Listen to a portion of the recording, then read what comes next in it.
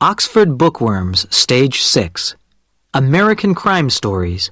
Retold by John Escott. Read by Tony Berry and Alan Marriott. Ride the Lightning by John Lutz. A sheet of rain moved across Placid Cove Trailer Park. Lightning made a complicated pattern in the night sky. Niger held his umbrella against the wind as he walked and pulled a piece of paper from his pocket to check the address of the trailer he was trying to find.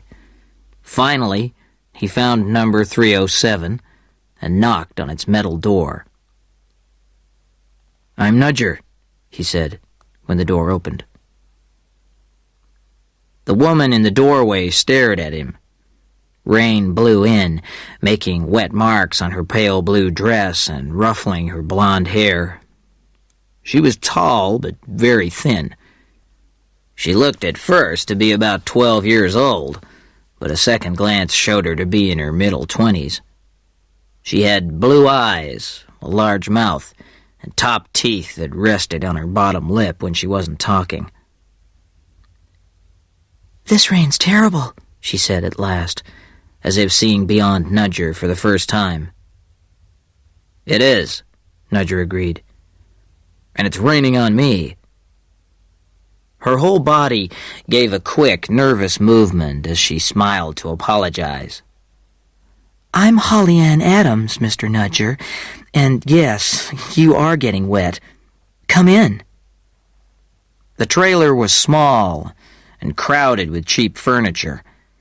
Shouts and laughter came from a program on a small black and white TV, which was on a tiny table near a worn-out sofa.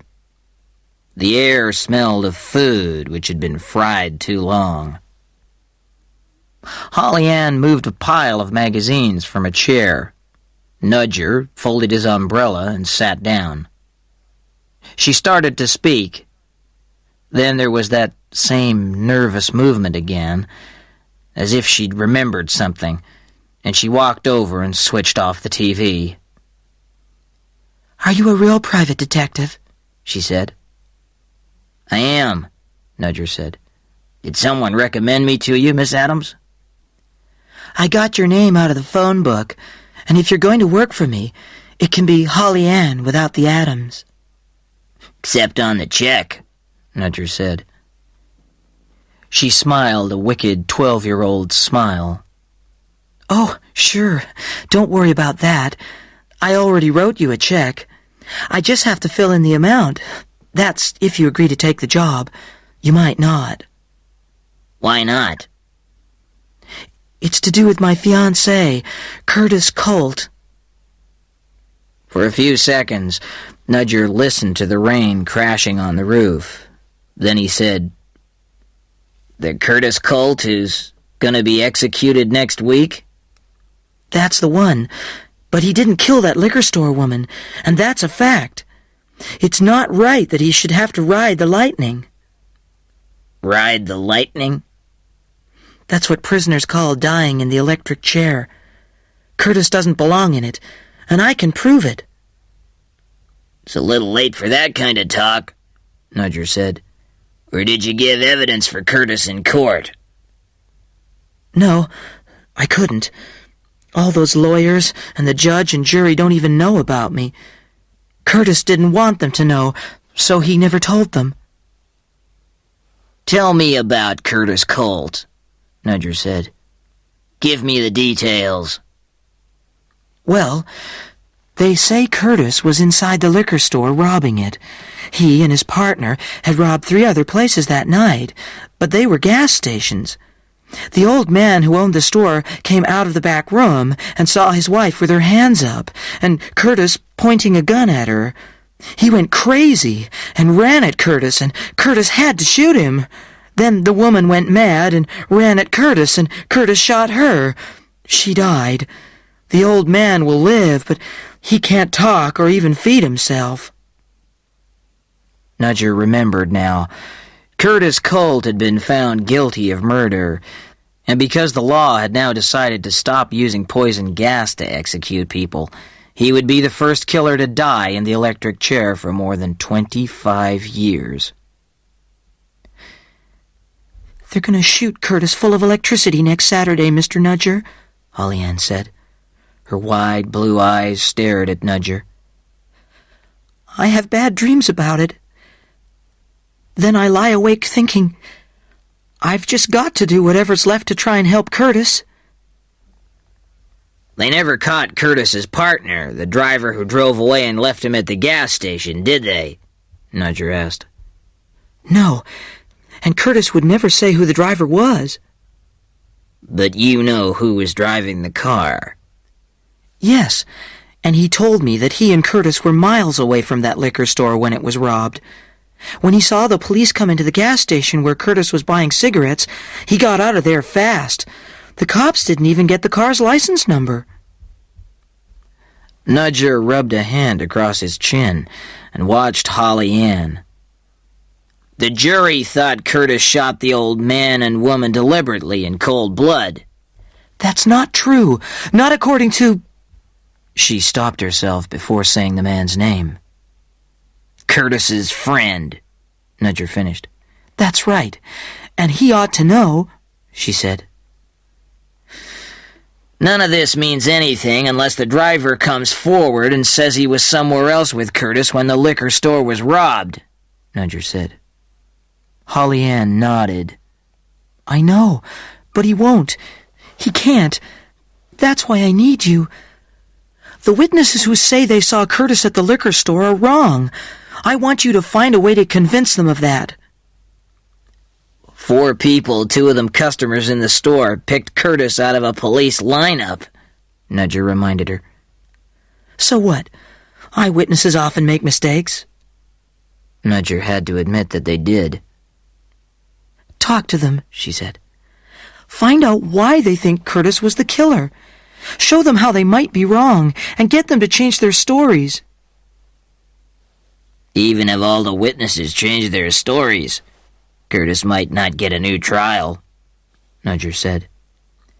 "Perhaps not, but the law wouldn't kill him if enough witnesses said they were wrong.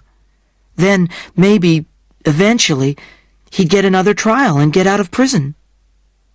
He had to admire her. She was prepared to believe the impossible.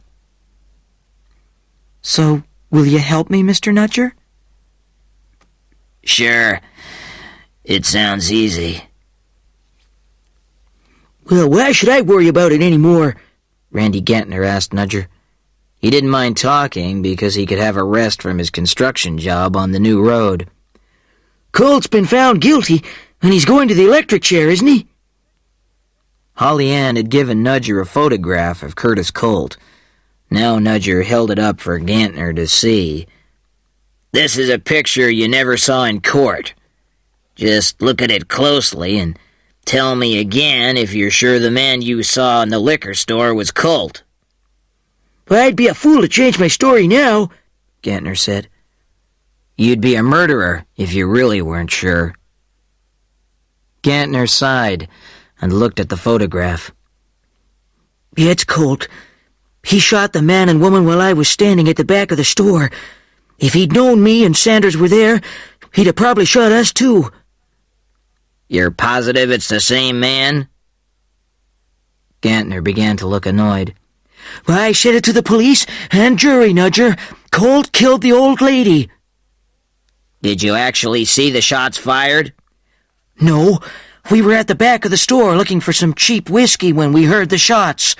We saw Colt run out to the car, a black or dark green Ford. Colt fired another shot as it drove away." "Did you see the driver?" "I saw a thin man with curly black hair and a mustache, and that's what I told the cops." The other witnesses also identified Curtis Colt from the photograph. The last witness was an elderly woman named Iris Langerneckert, who had seen Colt run out of the store and into the car. Like Gantner, she said the driver was a thin man with curly black hair and a mustache. But then she added, "Like Curtis Colt's hair and mustache." Nudger looked again at the photograph. Curtis Colt was thin, with a thick mustache and curly black hair. Was it possible that the car driver had been Curtis Colt himself, and that it was his partner who had shot the shopkeeper? Niger found that hard to believe. He decided he needed more information about the robbery and about Curtis Colt. So, he drove east towards the 3rd District Police Station. 10 years ago, Police Lieutenant Jack Hammersmith had been Nudger's partner in a 2-man police car, but now he looked much older and heavier than the handsome cop Nudger had once worked with. "Sit down, Nudge," Hammersmith invited. "I need some help," Nudger said. "Sure," Hammersmith said.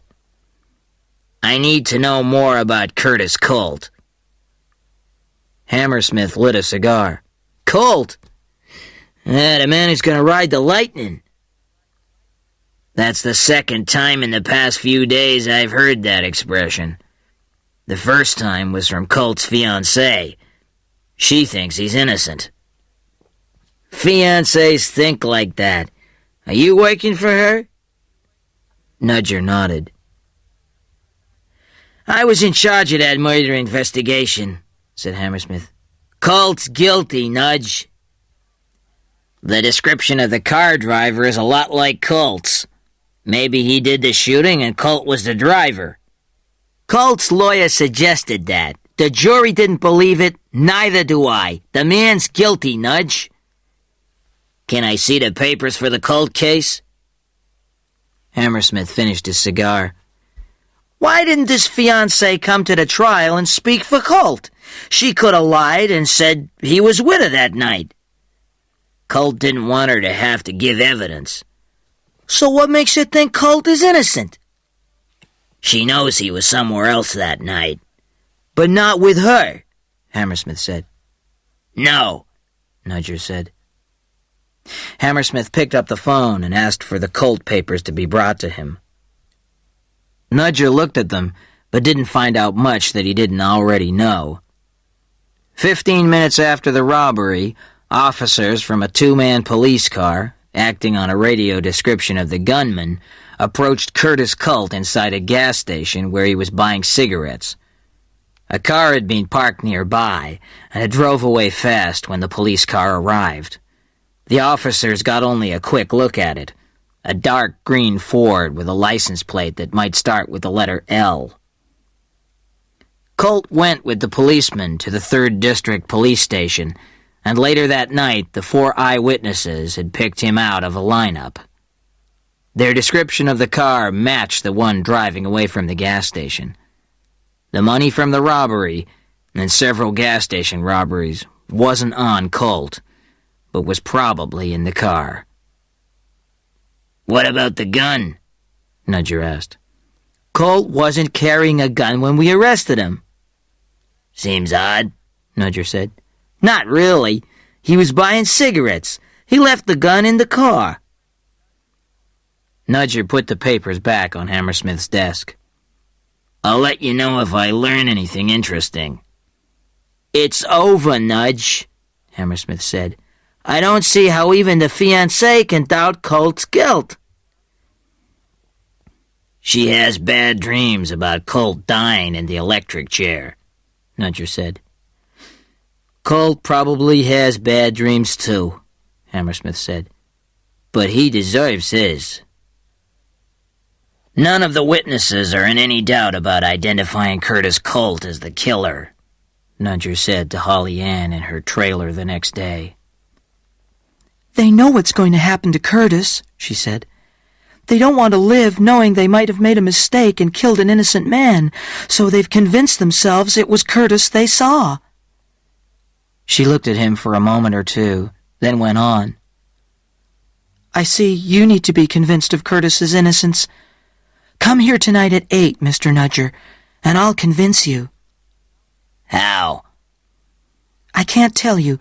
You'll understand why tonight." "Why do we have to wait until tonight?"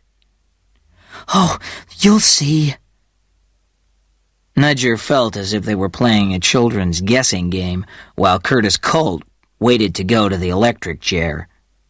He'd never seen an execution. He heard it took longer than most people thought for the prisoner to die. At 8 o'clock that evening, Niger was sitting at the tiny table in Holly Ann's kitchen. Opposite him was a thin, nervous man in his late 20s, dressed in a shirt with long sleeves, despite the heat, and wearing sunglasses. Holly Ann introduced him as Len, but that's not his real name, and said he was Colt's partner and the driver of the car on the night of the murder. But me and Curtis weren't anywhere near the liquor store when those people got shot, he said. Niger assumed the sunglasses were so that he couldn't identify Len if he ever went to court. Len had dark brown hair that fell to his shoulders, and when he moved his arm, Niger saw something blue and red on his wrist. A tattoo, which explained the long-sleeve shirt.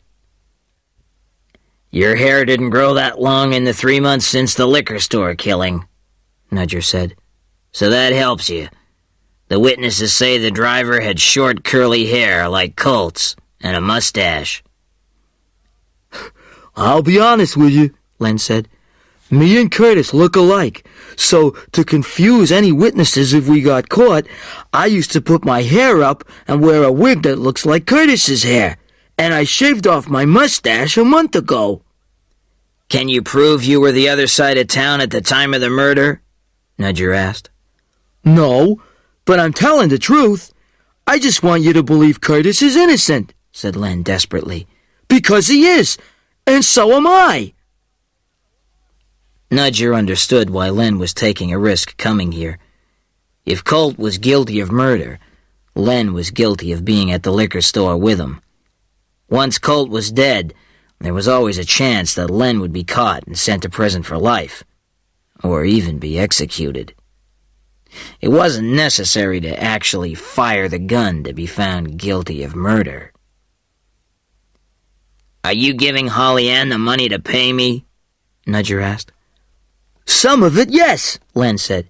"I gave her some of the money Curtis and I stole." Dirty money, Niger thought. Dirty job. But if Curtis Colt was innocent... "Okay, I'll keep working on this." "Thanks," Len said. "Stay here with Holly Ann for 10 minutes after I leave. I want to know I'm not being followed. It's not that I don't trust you, but I've got to be sure, you understand?" "I understand. Go." Len went out, and Niger heard him running away. "You know I have to tell the police about this conversation, don't you?" Niger said to Holly Ann. She nodded. That's why we arranged it this way. "They might want to talk to you." It doesn't matter, Holly Ann said. I don't know where Len is, or even his real name. He'll find out all he needs to know about Curtis from the newspapers.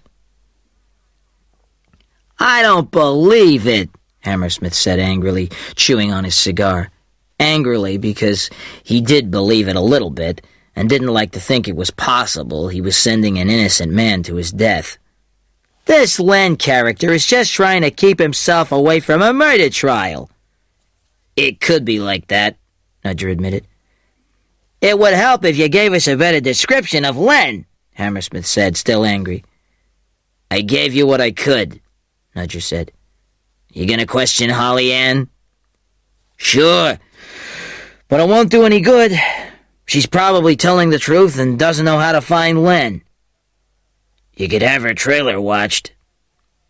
"Do you think Holly Ann and Len might be lovers?" "No," Niger said. "Then they'll probably never see each other again. Watching her trailer would be a waste of time." Niger knew Hammersmith was right. He stood up. "What are you gonna do now?" Hammersmith asked. "I'll talk to the witnesses again, and read the trial papers again. And I'd like to talk with Curtis Colt." "They don't allow visitors on death row, Nudge." "Will you try to arrange it?" Hammersmith chewed thoughtfully on his cigar. "I'll phone you and let you know," he said eventually. That day, Niger managed to talk again to all 4 witnesses. None of them changed their stories. Niger reported this to Holly Ann at the restaurant where she worked as a waitress. Several customers that afternoon got tears with their baked potatoes. Hammersmith phoned Niger that evening. "Colt won't talk to you," he said. "He won't talk to anyone." "Does he know I'm working for Holly Ann?" "Yes, he wasn't pleased." Niger swore. "This isn't your fault, Nudge," Hammersmith said. "We've got 1 more day before he's executed," Niger said. "I'm going to talk to those witnesses again." "You're wasting your time, Nudge." Hammersmith was right. Nothing Niger did helped Curtis Colt at all. At 8 o'clock Saturday morning, while Niger was preparing breakfast in his apartment, Colt died in the electric chair without saying any last words. Niger heard the news on his kitchen radio. That afternoon, he apologized to Holly Ann for not being able to stop her lover's execution. She was polite and tried to be brave. The restaurant owner gave her the day off, and Niger drove her home. Niger slept a total of 4 hours during the next 2 nights. On Monday, he went to Curtis Colt's funeral. There were 12 people around the grave. Holly Ann looked like a child playing dress-up in black. They didn't exchange words, only glances. Afterwards, Niger watched her walk to a taxi. She never looked back. That night, Niger realized what was bothering him, and for the first time since Colt's death, he slept well. In the morning, he began watching Holly Ann's trailer. At 7:30, she came out dressed in her yellow waitress uniform and got into a taxi. Niger followed in his Volkswagen as the taxi drove her the 4 miles to her job at the restaurant. At 6 that evening, another taxi drove her home, making a short stop at a food store. The same thing happened every day that week. Holly Ann had no visitors.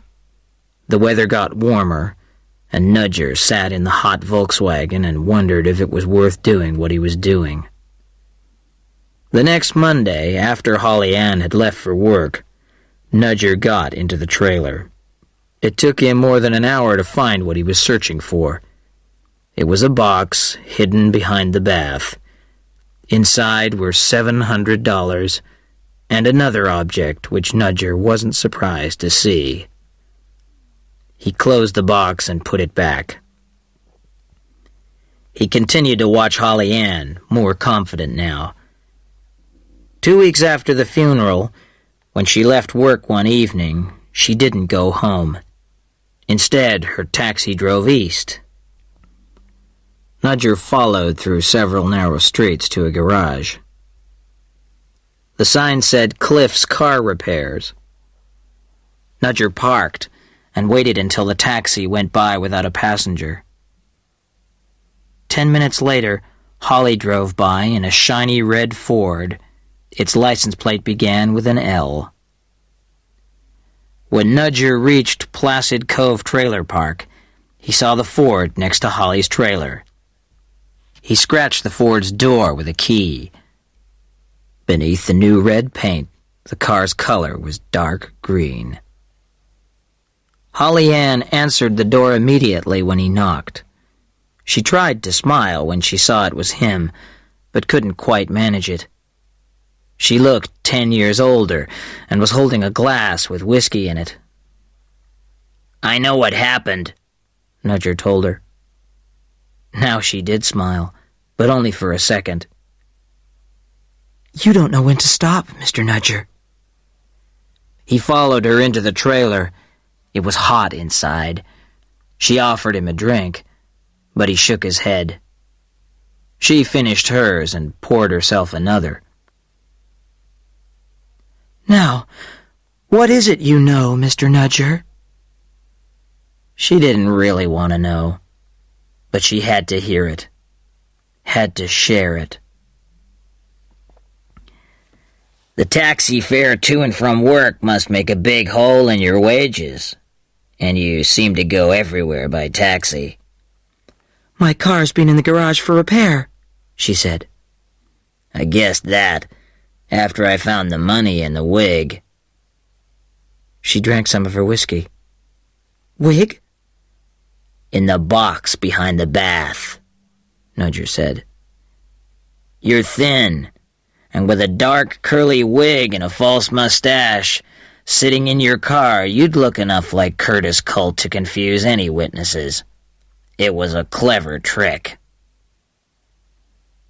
Holly Ann looked amazed. Are you saying I was driving the car at the liquor store robbery?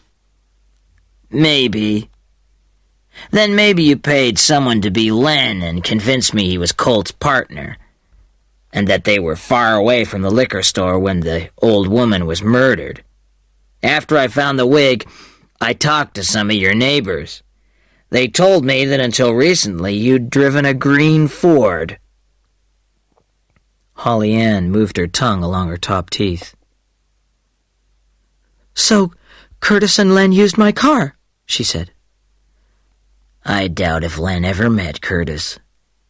He's somebody you paid to sit there and lie to me, Nudger said.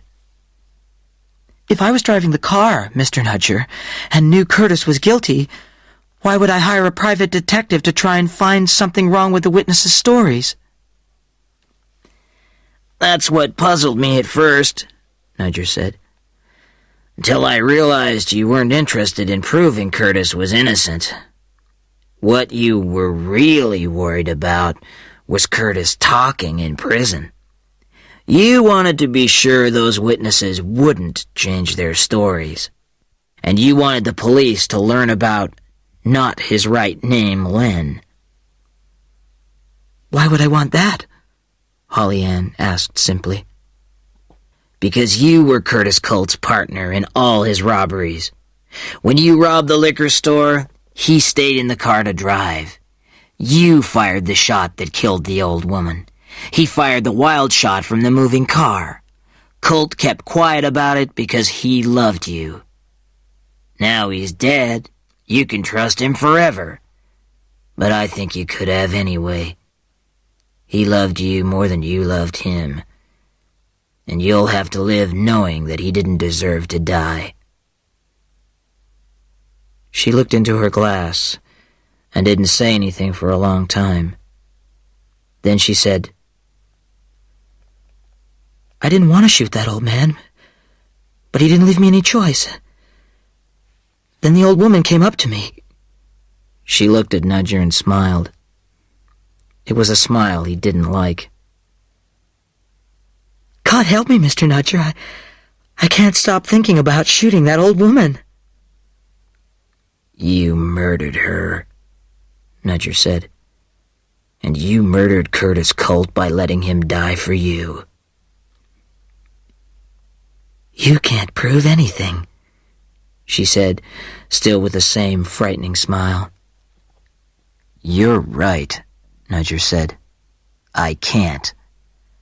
But Curtis Colt rode the lightning, and his bad dreams died with him. Yours will stay with you for years. I think you'll come to agree his way was easier. She sat very still. She didn't answer. Nudger stood up and wiped his damp forehead with the back of his hand.